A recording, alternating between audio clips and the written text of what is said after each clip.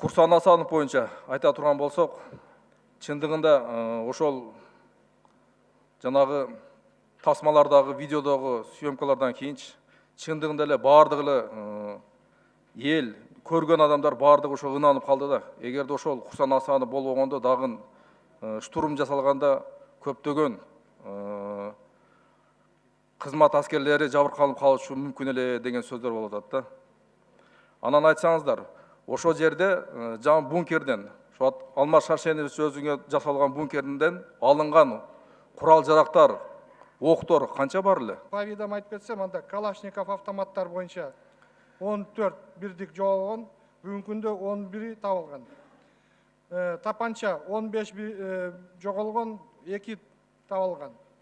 Помпалык мынтык 18 жоголгон, 12си табылды бүгүнкү күндө. Бүгүнкү күндө Калашников автоматтын октарлары 1830 бүгүнкү күндө ок дары табыла элек. Анан тапанчаныкы 435 дана. Болду, рахмат. Ушулар алынгандар бардыгы ошол жанагы бункер деп атпайбызбы, ошо Алмаз Шаршенович турган жер. Ошол жерден алынган бардыгы? Ошол жерде табылган. Ошол жерден алынган, бардыгы? Ошол жерде табылган.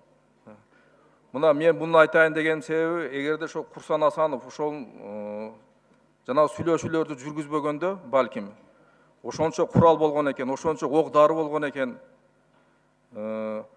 кайра дагы бир эгерде күч менен киргенде дагы жоготуулар болмокту ал жердечи, туурабы?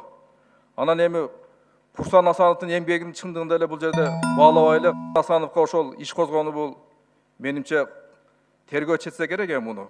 Көрөбүз да эми буну чындыгында айтып атпайбы жана депутаттардан сыйлыкка татыктуу болгон эле депчи.